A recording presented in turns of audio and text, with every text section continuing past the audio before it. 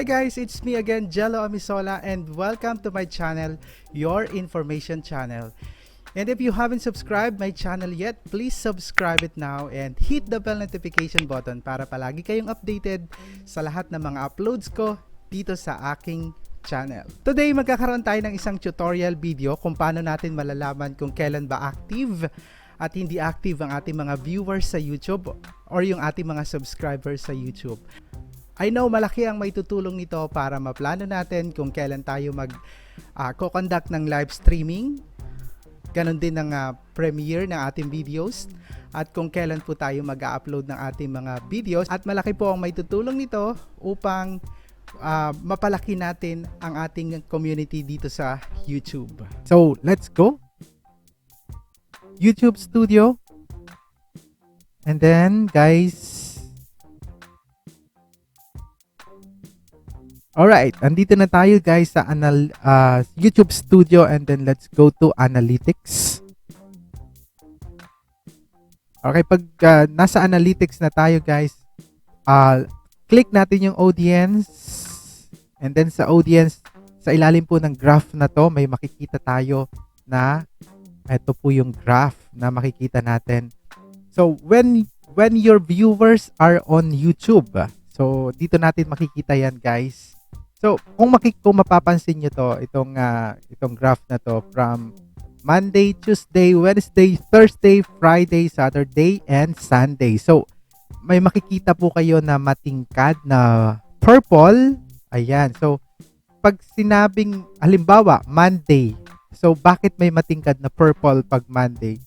So, ibig sabihin nito, sabi dito, very many of your viewers are on YouTube. So, ibig sabihin, anong oras ito?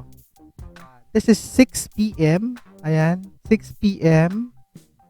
Active yung aking channel sa pag Monday, 6 p.m., 7 p.m., 8 p.m.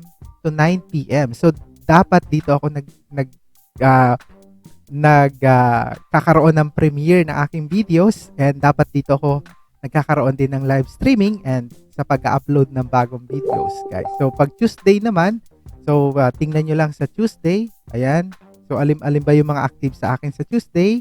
Active ako ng 7 p.m., 8 p.m., 9 p.m. to 10 p.m. So doon active yung aking mga viewers sa YouTube. So makikita nyo guys itong mga pale color na to ng purple.